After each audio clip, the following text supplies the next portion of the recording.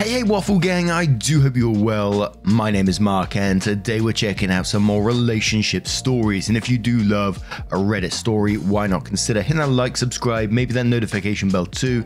Let's crack on with today's first story, which is titled, Am I the A-hole for gifting my granddaughter a custom-made cookbook instead of something a little pricey? And this comes from First Owl 7199. Hello everyone, I'm new on Reddit. My friend's son told me about this app and told me I should post it in here to get some unbiased opinions. I, 59 female, have 3 kids, 39 male, 35 female, 32 female. My husband died 10 years ago. From then, I've been on my own. I live in a small townhouse. I'm not poor, but I am comfortable with my living situation. So recently, my son Keith, 39 male, told me he wanted to throw a party for my granddaughter, Rita's 18th birthday, because she is going to be an adult. He wants the day to be memorable to her. I know my son. He loves his kids very much. I love my grandkids as well. I know he's going to buy her some expensive gifts. I, on the other hand, cannot afford to buy something expensive, but I wanted my gift to be thoughtful and show efforts that I love Rita as well. So I had an idea. I've been a home cook for more than 30 years. I used to work in a restaurant before and then moved on to having my own catering business in my early years. I loved creating new recipes and altering the old ones to my own. So I had an idea to make a compilation of some of my signature recipes and make them into a book. I wrote down 20 recipes on my computer, and with the help of some grateful people, I was able to print them out. I had another idea to make the recipes into a cookbook. So I went on a publication house and told them to make a cookbook that looks like an ancient book, except it will contain recipes. I did that because 1. Rita has a passion for cooking. She wants to go to culinary school and hope to open her own restaurant chain. 2. Rita also likes things that are medieval. She's into one of those Lord of the Rings kind of things, so I thought it was a thoughtful gift for my lovely granddaughter. When the day arrived, I packed it up along with her favorite cookies. When it was time to open the presents, she got a lot of stuff, and when it was time for mine, I was happy. She opened it and gasped. I explained it to her that the book contains all the signature recipes I have made over the years, and I want her to have it. She said thank you, and that she appreciates my gift, and someday she will try to recreate it. Everyone seems to be happy except for her mother. She pulled me to the side and told me I should have made more of an effort into her gift and not give her some cheap book. I was appalled. I told her Rita likes it, and that's all that should matter. She told me Rita only pretended to like it because she doesn't want to be disrespectful, and Rita is still a child who doesn't know anything. And also added that it was a little narcissistic of me to make Rita's gift about myself and my cooking rather than it being about her. Now, I am sad. If Rita didn't like it, I'd be happy to replace it, but it is now making me wonder if my gift was actually cheap or not. Should I have just bought something a little pricey rather than giving her a cookbook? Now, absolutely not the a-hole at all in this situation to me, and this is a gift that she's going to treasure in her future. I guarantee it. I think gifts like that, where you're putting your time, your effort, your thoughts into it, are absolutely wonderful. And it just brings me to the last couple of years since we lost my dad and my mum, and one of my nieces, she buys me like a t-shirt or an item of clothing, which, you know, I always love having, but she also makes like a custom gift of some sort. Not all the time, but sometimes, and it's really appreciated. Like last Christmas, she got a ball. I always don't know if I'm pronouncing that correctly. with a picture of both of my parents in, and it's got like the snow in it and stuff to hang on the tree. And she made this like little nice box for it and stuff like that. And it's just absolutely wonderful to receive. So to receive a custom cookbook that you put all this effort in, your own personal recipes as well, is just really touching. And like you said, it's about what your granddaughter wants, and she's happy with it. She will be happy with it in the future as well. Do not doubt yourself on that. Not the a-hole from me. But Pitbull's rule says, in 10 years, she won't remember the pricey gifts. She will have yours and a piece of your heart forever. OP, you are not the a-hole. Rita's mother is. Some people are materialistic, and she sounds like one of them. I'm sure Rita's gasp was with pleasure. Why not ask Rita directly? Her opinion is the only one that matters. For what it's worth, I would love a gift this thoughtful. If you ever decide to sell the book/recipes, please let me know. Not the a-hole. Rock says, my grandma hand wrote out multiple family recipes that I've framed and hung up in my dining area. She died 7 years ago, and those are some of my most treasured gifts, and they were just hastily written out and given to me for zero special reason. This gift will outshine anything else she got, and I feel her mother was jealous. Honestly, I'm thinking about doing this with a few of my recipes for my kids. Thanks for the great idea, and forget about anything that jealous shrew has to say. Not the a-hole. Old Beach says, not the a-hole. My grandma just passed 5 months ago, and I would love to have her recipes. My aunt who has them is really busy and is trying to get them to everyone who wants them. Soon, not later, replies to that saying, I was about to type this. My grandmother passed away years ago, and I would do anything to have her recipes written down. She was a wonderful cook, but never wrote anything down. I miss her so much. On the flip side, my oldest graduated the year before last and got so many things. What she remembers most is an old necklace my mother-in-law gave her. It wasn't even expensive, but it meant something. Anyone can write a check or spend money. Not everyone is willing to give you their time or a piece of themselves that you can hold on to. Opie added a bit of additional information, and they says, I have 5 journals in total filled with recipes. I also know some in my brain because I cook them so often. I would love to compile them. I honestly have little idea what today's generation likes, so I thought giving her this book would be nice since she always wanted to learn my cooking methods. I made that gift because Rita is the only one in our family that pesters me for cooking tips. Everyone else does praise my cooking and love to eat it, but she wanted to learn it. So I thought I would give her some of my dishes that I modified and added a little twist of my own. I know Rita liked it genuinely. I can tell by her expression. But if I'm being honest, it was bland compared to what others gave her. Her aunt gave her a designer bag and other stuff too. And a bit of information about how Opie made the book, and says it was basically a printing house that belongs to my late husband's friend. I got discount on it. And someone asks, has Rita's mum always been like this? What did your son say? Opie says, my son doesn't know about it. He said my gift was thoughtful and he always loved my cooking and it is useful for Rita.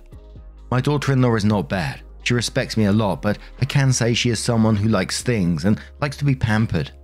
I don't see any harm in that because I was just like her. I like to have some things that gave me joy, and husband never said no to me. She can have a lavish life because my son earns a lot of money. Someone says to OP, her mum may have been hoping you'd give her a big check to help with college. OP says she doesn't need a big check. My son earns a lot and has a trust fund and college fund for both his kids.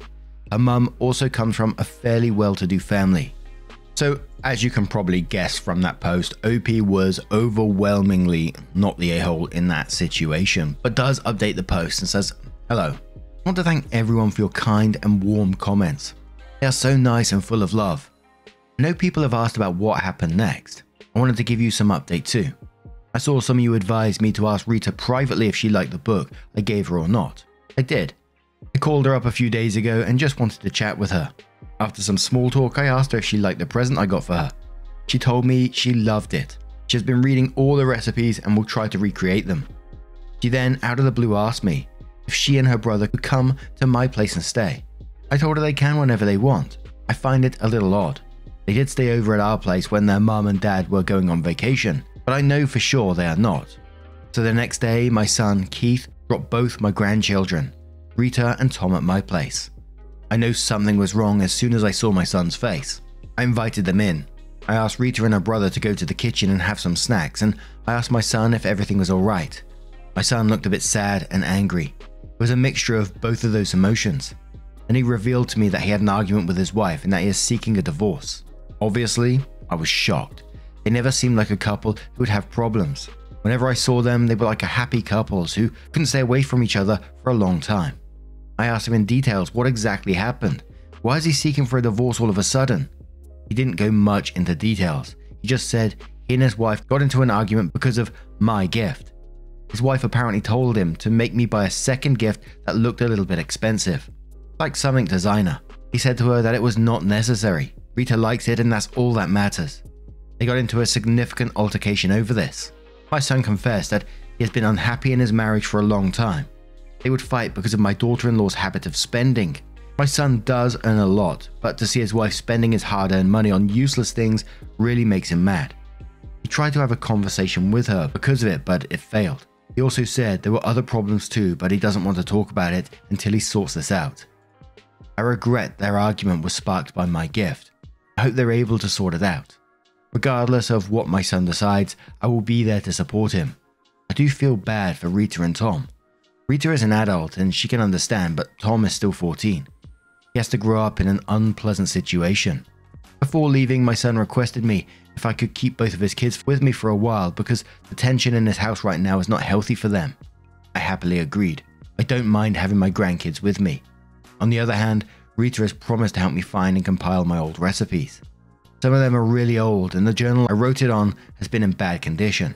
I think writing them in a Word document is a better option. Also, a lot of you guys asked me to release my cookbook. I don't know if I will do that. That sounds like a good plan, but I will put a pin on it for now. I have a lot on my plate right now. Edit. Hello everyone. I appreciate all the comments, but I don't think it's fair to criticize my daughter-in-law so much. Yes, I know she was wrong here. She's not perfect. None of us are. But she is not a bad person overall. So cut her some slack. But now I'm going to turn this one to you guys. What do you guys make of this situation? Let me know your thoughts down in the comments below, and let's move on to another story. And our next story comes from a throwaway account titled "My 28 female dog growled at my niece, 3 female, after she spent an entire evening harassing him. Now my brother, 31 male, wants me to put the dog down." Hi everyone. I have fostered a multitude of dogs in my life and dealt with a lot of behavioral problems. Dog aggression, cat aggression, food aggression, separation anxiety, super high prey drives. I've seen it all. I've certainly encountered my fair share of dogs who weren't safe around small children.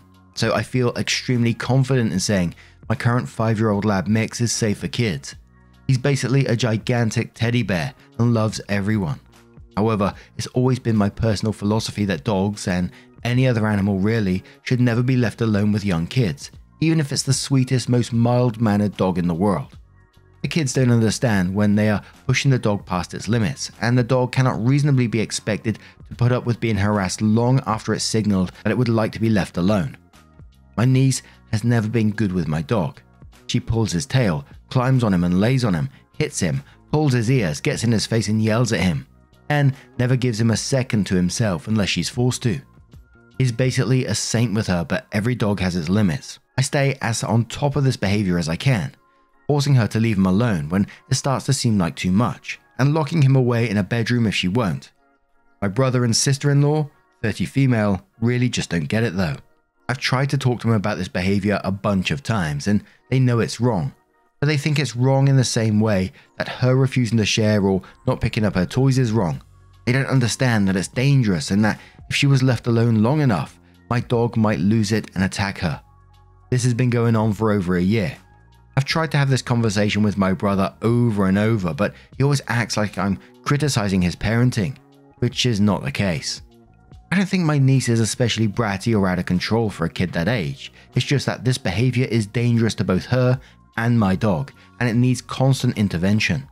The same way that a small kid playing with a stove isn't especially bratty, it's just especially dangerous and needs to be curbed ASAP. I even tried having a dog trainer friend explain this to him, and he still didn't get it.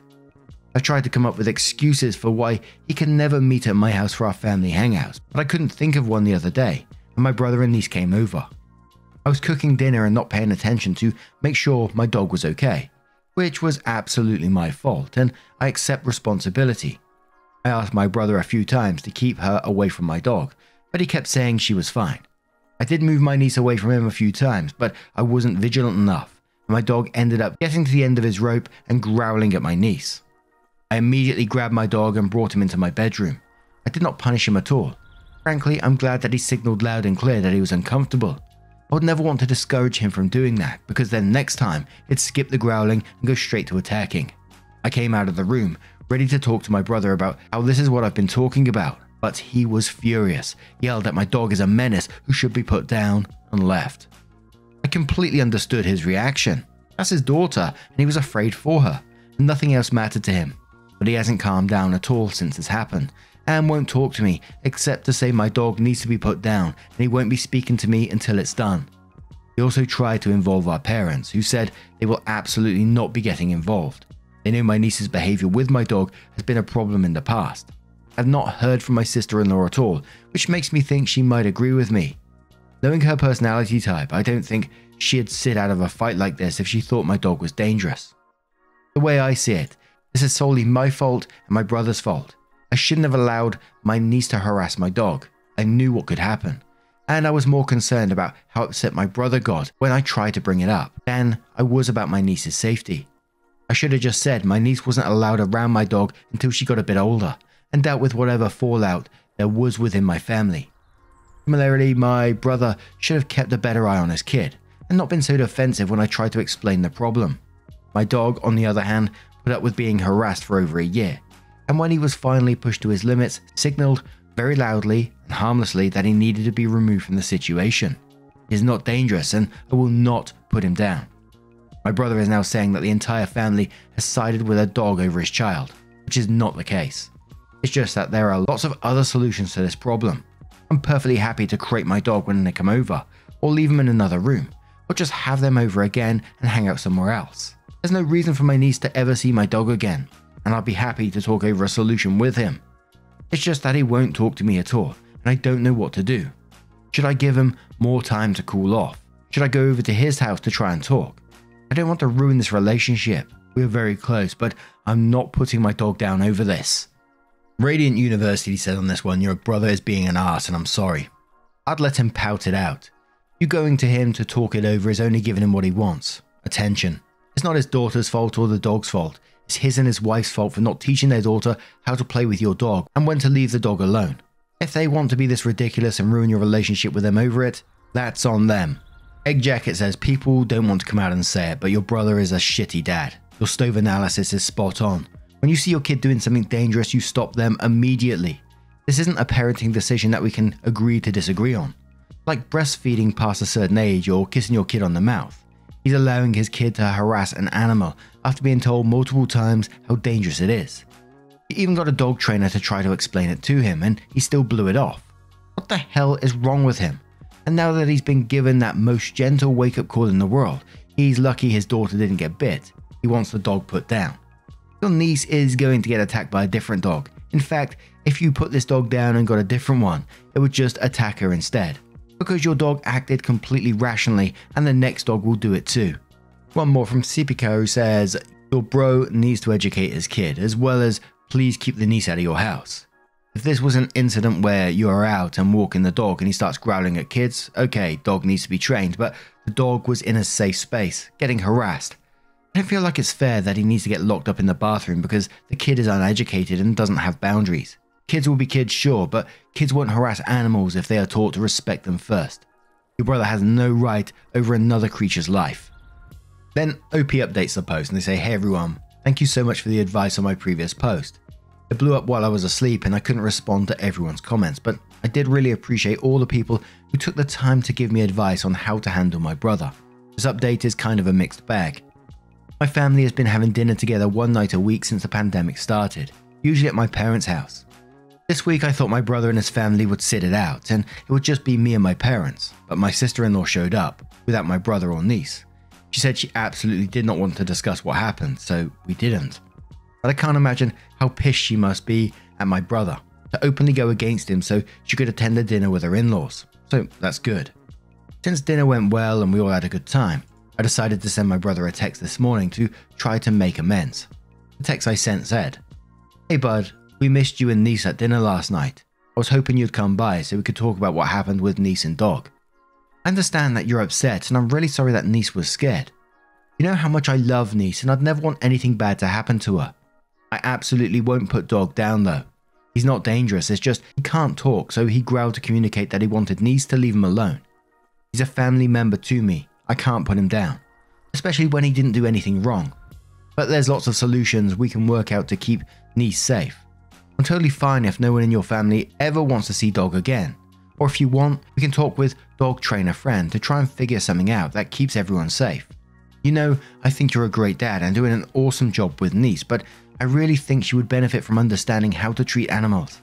The next dog she meets might not be as relaxed as mine, and she could really get hurt. We can work on teaching her together. If you want to meet for dinner next week, I can come to you and we can get takeout from restaurant. I miss you. The text I received back said, Once again, you and everyone else chose a dog over my human child. It doesn't matter what niece did, she is human and deserves to be safe. You're really saying, well, she started it, about your dog almost attacking my child. You can't keep a dog that would attack a kid for being a kid. And I can't believe you're talking about the next time niece meets dog. What about the next time your dog meets a kid? The next parent won't be so understanding. OP, they'd call animal control and demand he be put down on the spot. No, we can't meet for dinner, like nothing happened. And my response to him was, sorry you feel that way. Please let me know when you're ready to talk about it. I'll be here. OP then continues, I know a lot of you think my brother is a dick, and just hearing about this one incident, I would too. But I really think every single one of us would come off as a dick if someone wrote a Reddit post asking for advice about the biggest asshole thing we've ever done. Everyone has their good and bad qualities. Everyone is sometimes a chore to be around, and I love my brother. I don't want to fight with him, and I'm disappointed he's determined to drag this out. I know a lot of you wanted me to just ignore him until he stopped acting like a jackass or cut him out altogether. But that's just not realistic for me and our relationship, and it's not something I want. I do think my sister-in-law is eventually just going to make him talk to me, so hopefully this won't drag out for too much longer. But I'm just really sad about the whole thing. I've done all I can do though. My sister-in-law and I have plans to go hiking this weekend. And that's where the story ends, and it's just incredibly sad that brother refuses to see the actual causes of this incident, the child pulling the dog's ear, jumping all over the dog, etc, etc. Sure, it could have all been shut down a lot sooner, but the fact that he just refuses to see anything and, help his daughter learn about respecting animals is not good, and frankly, quite scary to be quite honest. But what do you guys make of this situation? Let me know your thoughts down in the comments below. And just a huge thank you from the bottom of my heart for getting involved in today's stories. Your love, your support, your time always means the absolute world to me. So thank you so much for being involved, and hopefully I will see you in the next one. Take care and much love. Wake up, get up, stretch my legs, eat some breakfast, milk and eggs, brush my teeth up, wash my face, throw my clothes on, start my day. Wake up, I can smell the smoke from the bacon. Let's go, see the sun shining from the windows. Okay, I know that today'll be a good day. Okay, I know that today'll be a good day. A, B, C, 1, 2, 3, drink some.